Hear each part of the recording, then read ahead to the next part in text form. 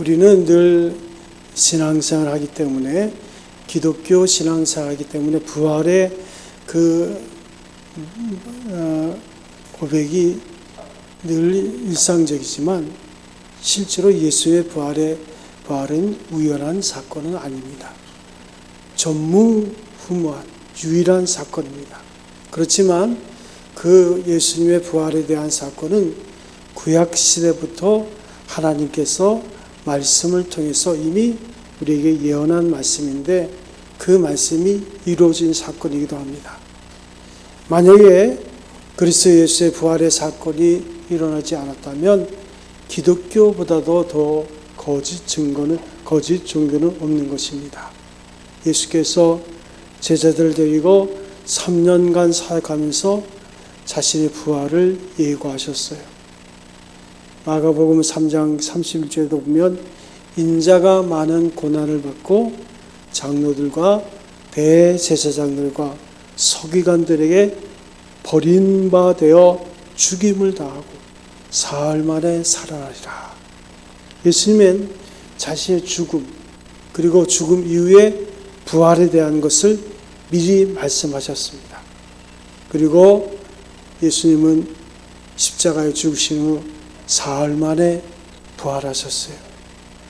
우리가 지난 주간 고난주간 특별 새벽 기도를 했습니다마는, 늘 우리는 십자가가 그냥 이제는 신앙생활의 경륜이 오래되니까 감동이 없어요.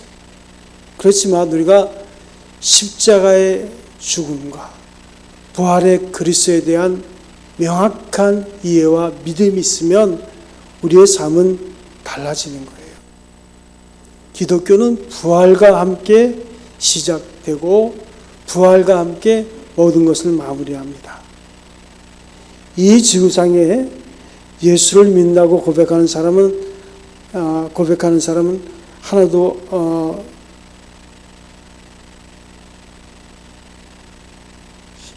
지구상에는 약 80억의 인구가 있는데 그 중에서 약 3천여 개의 종교가 있습니다. 그 가운데 기독교가 가장 많은 숫자, 약 23억 정도가 기독교인들이에요. 그런데 모든 종교는 각각의 종교마다 진리가 있고 신이 있고 나름대로의 구원이 있는 법입니다.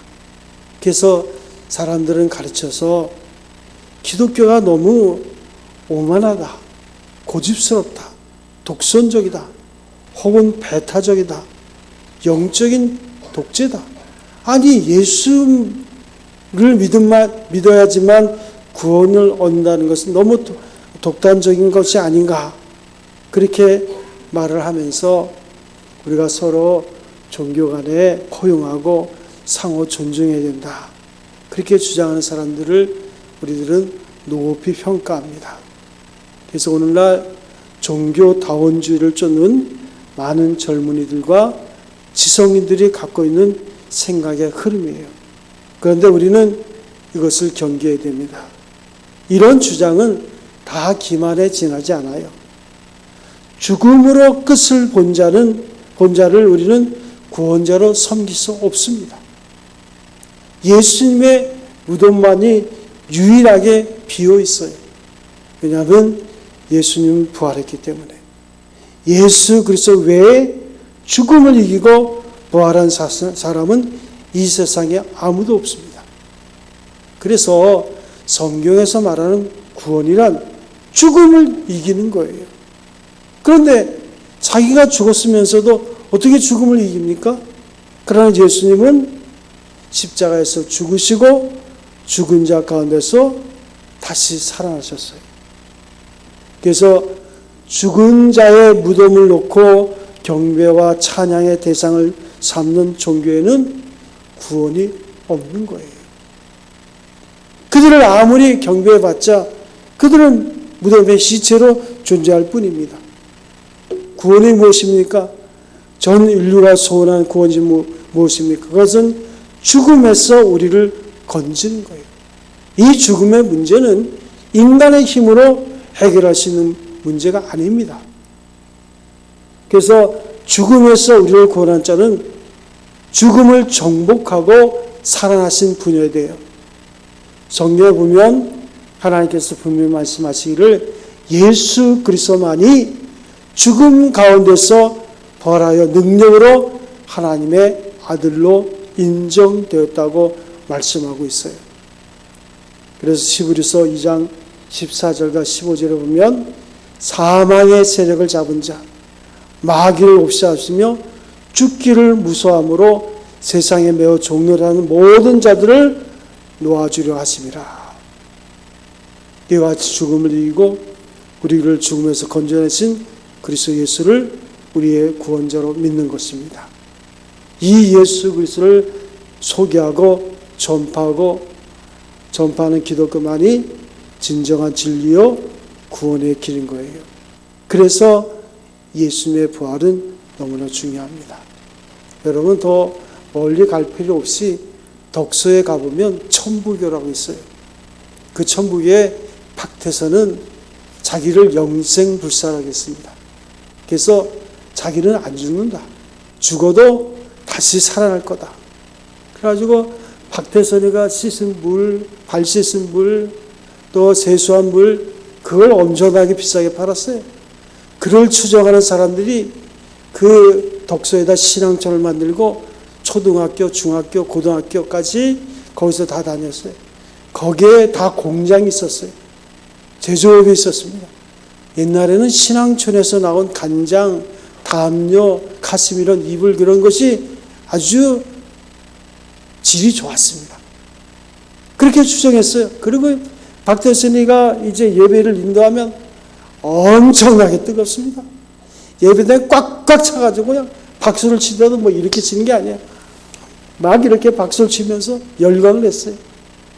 거기 성도들은요, 선교 헌금하기 위해서 식당을 차려서 식당에서 수입이 생기면 무조건 하나 앞에 바치는 거예요. 하나의 박태선에 바치는 거예요. 그런데 박태선이가 늙어서 죽었어요. 죽으면서 자기를 하나님이라 부르고 죽었어요. 내가 하나님이기 때문에 죽은 다음에 다시 살아날 거다. 살아났을까요? 안 살아났을까요? 야, 이것도 몰라. 살아났을까? 안 살아났을까? 아니, 몰라요? 살아났어요? 안 살아났어요? 혹시 안 살아났다가 그러다가 혼날까봐 그래요? 안 살아났죠, 당연히. 살아났어요? 그 무덤은 그대로 있어요. 거기서 나온 사람이 이만희예요. 신천지. 박태선이랑 거의 비슷하게 행동해요. 거기서 배웠으니까. 자기 조상이 문둥병자가 있었어요. 그 문둥병자에 자기도 문둥병에 걸린 염려를 가지고 이만희가 박태선 그 집단에 들어가서 결국 거기서 그런 거 배우고 나왔어요. 두 사람이 나왔는데 한 사람은 싸야 장인인데 그 사람을 포기하고 이만희는 자기가 메시아라고.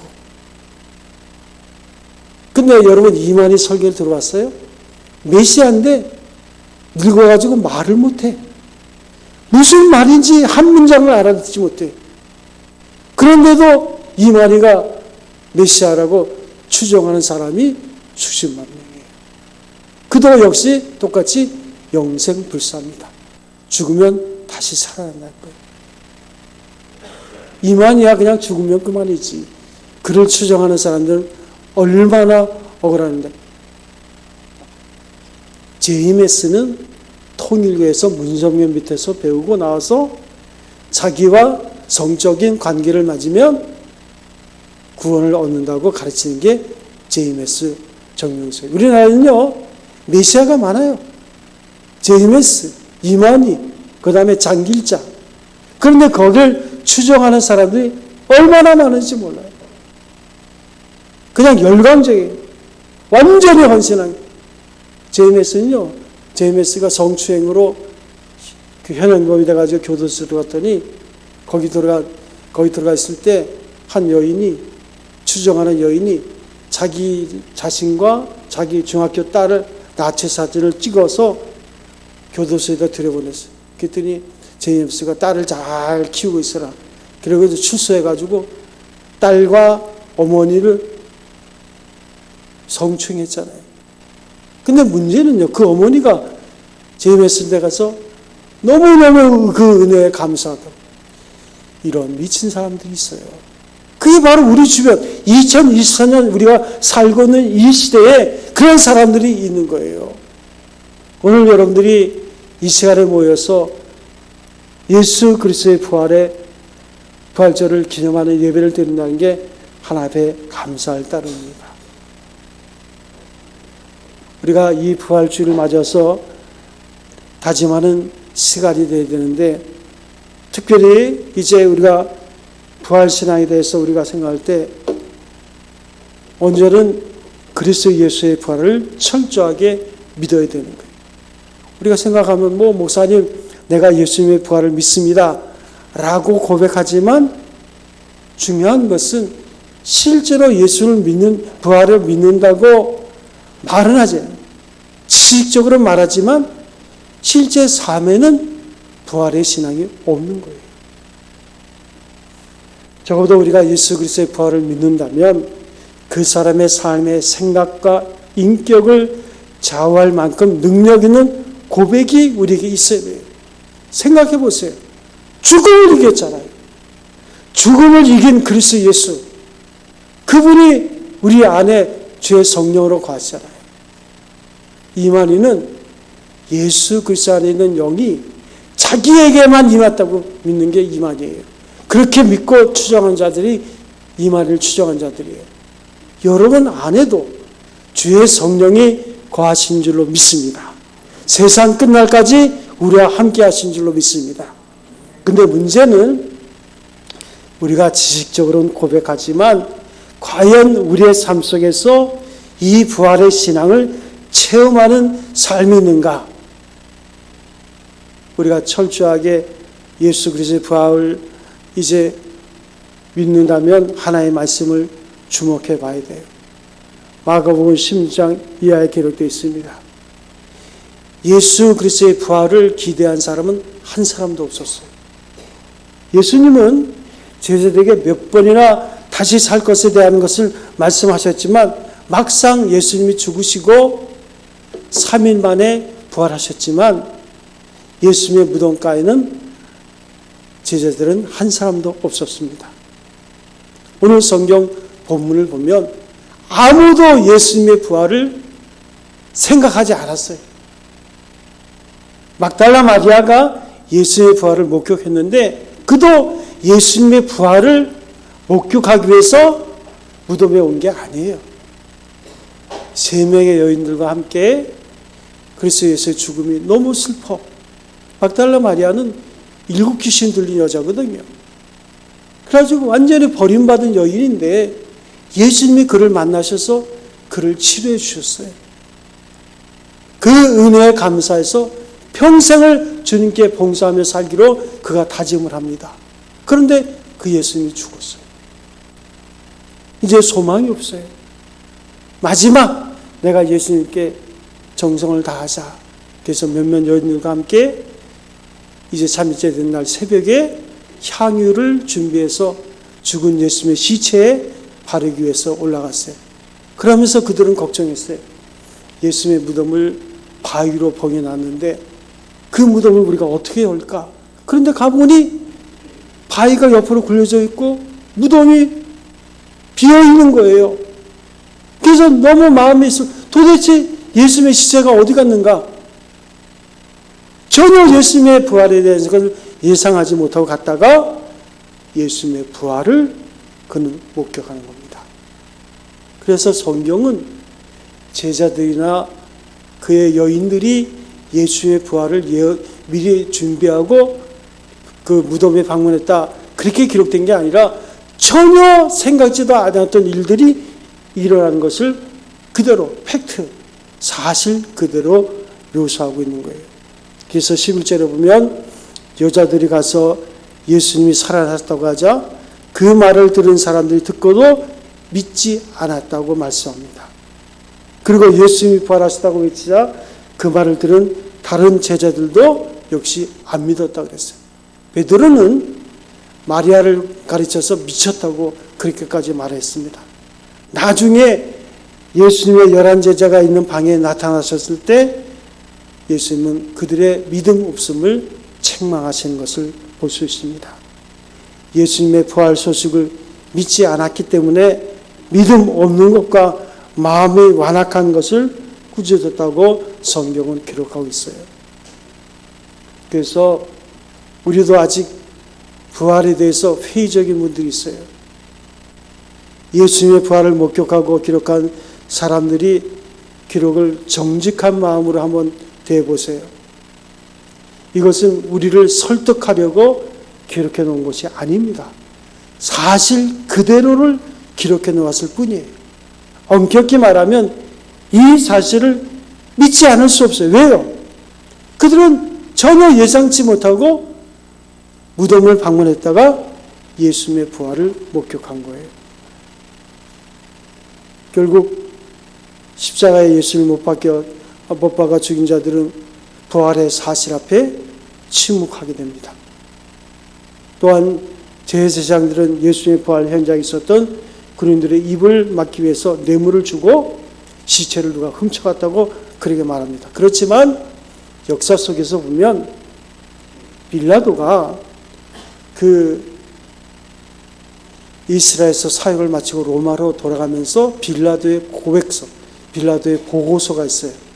그 보고서에 보면 빌라도가 이렇게 말합니다. 참으로 희한한 일이 일어났다. 분명히 우리가 예수님을 죽였는데 예수님이 부활해서 제자들과 함께 다니고 그가 40일 동안 했던 그 기록을 빌라도가, 이방인 백부장 빌라도가 그것을 보고해서 로마에 보낸 그 보고서가 존재하고 있는 거예요. 그리스도 예수의 부활을 통해서 결국 교회가 시작이 됩니다. 여러분, 교회는 예수를 주로 그리스도로 고백한 자들의 모임이 교회예요. 예수님의 부활이 거짓말이라면 어떻게 그 거짓말을 믿고 수천 명의 사람들이 모여서 예수님을 찬양할 수 있었겠습니까? 부활 사건은 꾸며낸 이야기도 아니고 기독교가 말하는 전설도 아닙니다. 그러므로 우리는 철저하게 주님의 부활을 믿어야 되는 거예요. 미국의 학자 가운데 부활 신앙에 대해서 아주 유명한 하버마스라는 박사가 있는데 그분은 부활 신앙에 대한 그 증거를 7권의 책으로 기록했습니다. 그 누구보다도 그는 예수님의 부활을 확신하는 사람이에요. 그런데 무신론자 가운데서 폴라라는 박사가 공개 토론을 요청했습니다. 나는 예수 그리스도의 부활을 안 믿는다. 그래서 두 사람이 예수는 부활했는가라는 그 제목을 가지고 공개 토론을 벌이게 됩니다. 여기에서 5명의 타 대학 교수를 불러다가 중립적인 입장에서 누구의 변론이 더 설득력 있고 논리적이고 학구적인지 판단을 하게 됐는데 결국은 4명의 그 교수들이 예수 그리스도의 부활은 확실하다는 하버 박사의 손을 들어줬어요. 그런데 그 예수를 철저하게 믿는 학자인 하버 박사의 아내가 위암에 걸렸습니다. 손을 쓸 수 없을 만큼 병세가 악화돼서 아내는 서서히 죽어가고 있었어요. 어린 자녀 4을 둔 가장으로서 아내가 죽어가는 모습을 본다는 것은 정말로 이 세상에서 겪을 수 없는 지옥의 고통과도 같았을 겁니다. 어느 날 아내는 2층에서 신음을 하고 병에 누워있고 자기는 현관에 앉아서 깊은 고뇌에 빠져 있습니다. 그런데 자기가 가르쳤던 신학생들이 전화해서 교수님, 사모님이 죽어가는 마당에 교수님은 예수님의 부활하셨다는 사실이 기쁘지 않습니까? 부활이 있다는 사실이 기쁘지 않습니까? 이 전화를 받고는 정신이 번쩍 드는 거예요.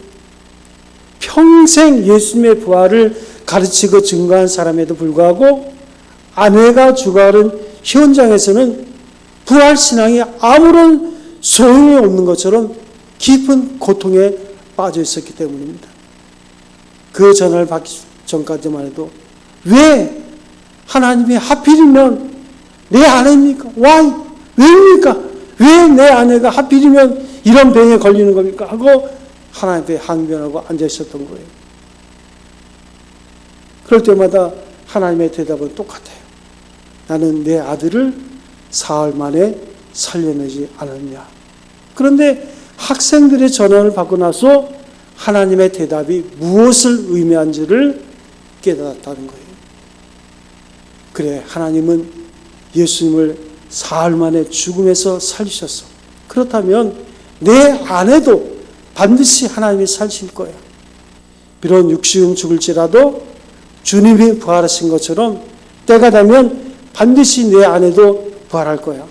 그리고 나도 죽을 것이고 나중에는 부활할 거야. 그러므로 왜 내가 낙심하고 왜 깊은 고뇌에 헤매는가? 여러분, 제가 목회자로 평생에 수많은 장례식을 치릅니다. 늘 기독교 장례식은 슬픔의 장송곡이 아니에요. 환희의 찬가예요. 보아라 즐거운 우리 집 밝고도 거룩한 천국에 거룩한 하나님.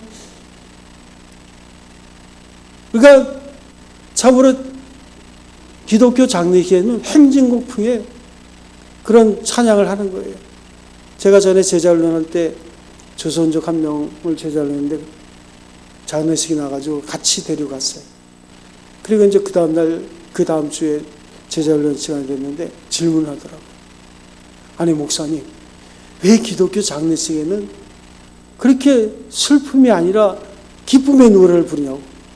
자기네 나라에서는 그냥 죽으면 아이고 사람 데려다가 그냥 곡하는 사람 세우고 그냥 며칠 몇 날을 그냥 슬퍼 우는데 왜 이렇게 환희의 찬가를 부르냐, 왜 노래를 부르냐고. 여러분, 우리의 인생의 마지막 죽음은 끝이 아니잖아요.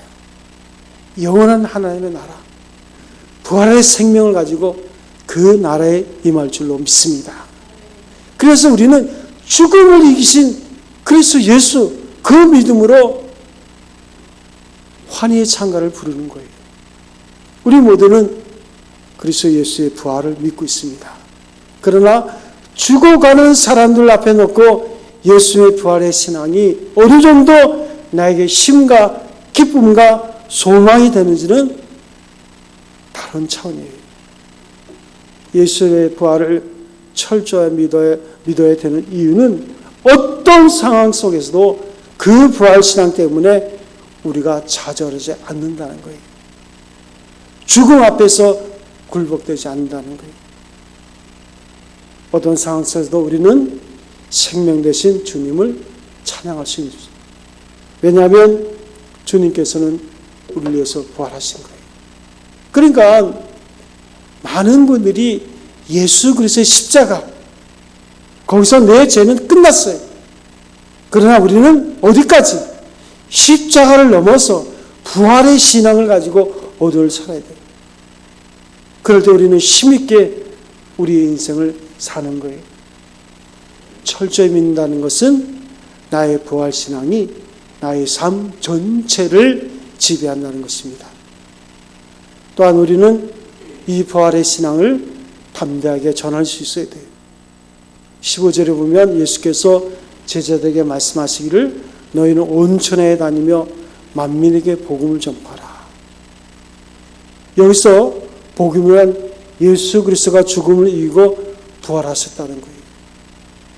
예수 부활하심으로 모든 인류가 부활할 수 있고 예수 부활하심으로 모든 예수 믿는 자들이 영원히 살 수 있다고 전하는 것이 복음입니다. 제가 며칠 전에 전화를 받았어요. 전화를 받는데 어떤 분이 그러더라고요. 목사님이십니까? 그렇습니다. 제가요 그 지역을 전도하는 사람인데 블루웨일 그 현대지식센터를 다 전도하고 있대요. 거기 있는 청년들 가운데 교회 다니다가 쉬는 청년들 있으면 이제 다시 신앙을 회복하는 그런 일을 한다는 거예요. 그러면서 우리 교회를 좀 빌릴 수 없냐고. 주중에 좀 빌려서 그들 모이게 할 수 없냐고. 아니, 가만히 들어보니까 아주 전도에 대해서 엄청난 열정을 가지고 있더라고요. 그런데 참 안타까운 것은요, 그 열정이 진짜 예수 믿는 사람들의 열정이면 얼마나 좋겠어요. 대부분 이단, 신천지, 장기일자, JMS, 그들이 그렇게 열심히 해요. 아니, 집이 상도동이라는데 여기까지 와가지고 여기다 어느 점포를 하나 내가지고 그 점포 안에서 그걸 중간 모임 장소를 정하고 그렇게 전도를 하더라고요. 그래서 내가 이단들이 전도하는 방법을 좀 알아보려고 인터넷을 계속 지난 주간 동안 그걸 쭉 찾아보니까, 야, 기가 막혀요. 얼마나 조직적으로 전도하는지. 그리고 그 일반 교회를 그들은 그 자기네들이 전도하는 지역에 어느 교회가 있잖아요. 그 교회를 그들이 점령을 합니다. 어떻게 점령합니까? 가짜 등록을 해가지고 헌금도 가장 많이 내요. 그리고는 그 교회 안에서 부정적인 세력이 있잖아요. 항상 우파가 있건 좌파가 있는 거예요. 부정적인 세력. 주류가 있으면 비주류가 있는 거예요. 그들을 모아가지고 반대 세력을 만들어서, 그리고는 결국은 심지어는 목사를 쫓아내기도 하고, 그래서 그 예배당을 거절받는 그런 일들을 하는 거예요. 그러려면 그들이 얼마나 열정적으로 일을 해야 되겠어요. 제가 참 지난 주간은 고난주간이다 했지만 회개를 많이 했습니다. 야, 우리는 진짜 예수 그리스도를 믿는 자들인데, 아니 신천지 이만희를 믿고 장기자를 믿고 JMS를 믿는 저들이, JMS는 전국에서 교회가 93개나 되는데 도대체 우리는 뭐냐? 아니 그 JMS 정명석 팬티 한 장 입고 그 걸렁걸렁하고 다니는 그를 메시아라고 섬기면서 그냥 그들에게 모든 걸 가져 바치는데, 저는 훨씬 잘생겼잖아요. 그죠? 훨씬 낫지? 긍정도 안 해? 야. 근데 우리가 진짜로 예수를 믿는 여러분들이 그들을 보면 회개해야 돼요. 하기야 제자들도 예수님이 부활했을 때 40일 동안은 엉뚱한 얘기를 했다가 성령이 그들에게 임했을 때 그들은 복음의 증인이 되었습니다. 사랑하는 성도 여러분, 우리는 예수를 주로 그리스도로 고백합니다. 우리 안에 주의 성령이 거하시는 줄로 믿습니다. 부활의 신앙을 분명히 하고 우리가 그 그리스도 예수의 부활을 분명히 우리가 인식할 때 우리는 성령 충만 자로 부활하신 그리스도 예수를 증거하게 되는 거예요. 그러니까 그 이단들의 관심은요, 사람을 만나도 저 사람이 그 믿음을 가졌는지 안 가졌는지, 그게 항상 그들의 관심이에요. 여러분들은 사람 만나면 뭐가 관심입니까? 우리는 두 가지 안목으로 역사를 볼 수 있어야 됩니다. 하나는 이 세상의 죽음, 고통, 죄악, 전쟁, 기아, 고통을 놓고 세상을 보는 눈입니다. 이런 것을 가지고 세상을 보면 세상에는 소망이 없어요. 그러나 역사를 보는 다른 안목이 있습니다. 부활하신 예수님을 출발점으로 하는 거예요. 예수님의 부활을 놓고 이 세상을 보면 죄는 반드시 정복이 되는 거예요. 이 세상의 모든 악은 부활하신 예수의 능력 앞에서 심판을 받는 날이 오는 거예요. 이 세상에서 고통하는 수많은 죄인들이 용서받고 영생을 얻는 축복의 날이 반드시 오는 거예요. 거기에 우리의 기도 생활이 있는 거예요. 더럽고 악한 세상은 하나님 앞에 심판받고 영원히 주님께서 영광을 받으시는 그 나라가 반드시 오는 거예요. 예수의 부활을 중심으로 놓고 보면 세상에는 희망이 있습니다. 여러분에게도 소망이 있는 줄로 믿습니다. 주님만이 나의 소망이에요. 앞으로 이 세상에 태어날 모든 인류의 소망은 예수 한 분밖에 없어요. 이 땅의 소망은 그리스도 예수입니다. 제가 요즘 정치적인 일들이 하도 많아서 제가 그런 일들 역사적으로 찾아보고 제주 4.3 사건, 5.18 다 찾아보죠. 5.18은 제가 군대에 있을 때 있었던 일이고, 제주 4.3 사건 같은 경우는 1948년도니까 이상하게 저희 아버지가 그때 군대에 있었는데 제주도에 대해서 별로 편견이 안 좋더라고. 그래서 내가 쭉 찾아보니까 자그마치 그때 죽은 사람들이 14,000명이 죽었더라고. 민간인만. 그런 일들이 왜 일어났을까? 그걸 보면요, 여러 가지 복잡하겠지만 결국은 보면 화해하지 못하고 용서하지 못하고 사랑하지 못하고 편견을 가지고, 얼마나 요즘 우리가 시끄러운 세상 속에 살고 있습니까? 이 땅의 소망은요, 그리스도 예수가 영원한 우리의 소망이 되는 줄로 믿습니다. 그리고 그리스도 예수의 소망은 여러분들이에요. 여러분들이 예수 그리스도를 제대로 믿으면 그것이 소망이 되고 여러분의 가족의 구성원들 통해서 이 땅이 소망이 되는 거예요. 사랑을 어디서 배우겠습니까? 용서를 어디서 배우겠어요? 화해를 어디서 배우겠어요? 그래서 우리는 부활하신 주님과 날마다 동행해야 됩니다. 예수님은 살아계십니다. 그러므로 우리와 동행하기를 기뻐하십니다. 한편 부활하신 예수님이 제일 먼저 찾은 사람들이 누구인가를 보면 여러 가지 은혜의 정도를 발견하시는데, 예수님은 누구를 제일 먼저 찾으셨을까요?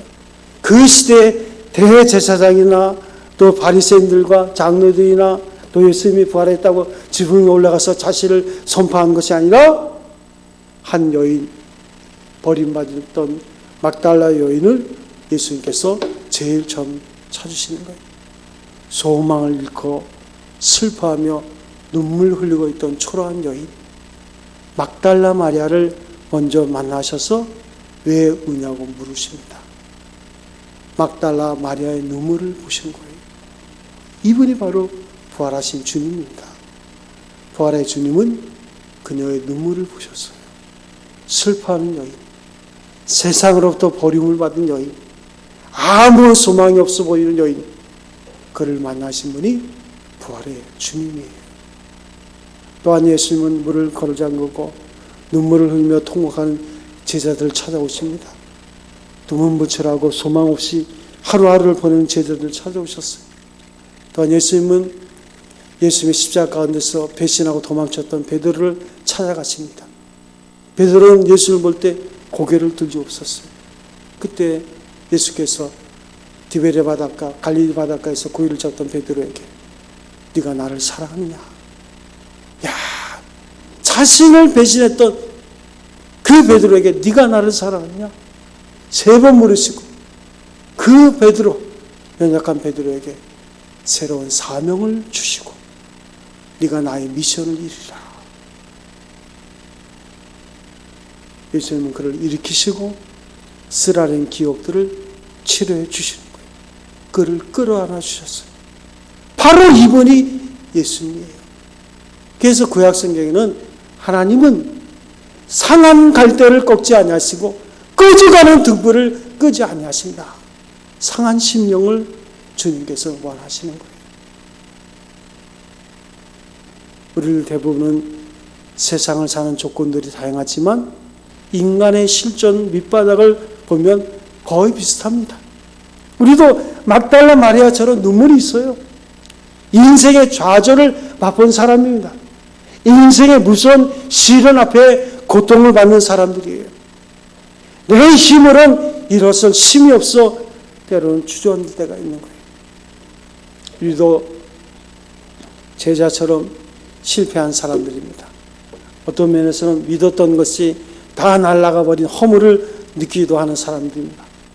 이럴 때에 부활의 주님은 찾아오시는 거예요. 우리가 약할 때, 실패할 때, 주저앉아 있을 때, 다른 사람 다 외면할 때 주님은 거기 계십니다. 이분이 바로 부활의 주님이에요. 사랑하는 성도 여러분, 주님께서 여러분과 저를 사랑하신 줄로 믿습니다.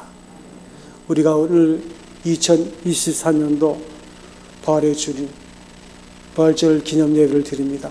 우리는 초대교회 성도들처럼 예수님의 못자고 그리고 옆구리의 창작을 보지 못했지만 보지 않고 믿는 자들이 복되도다.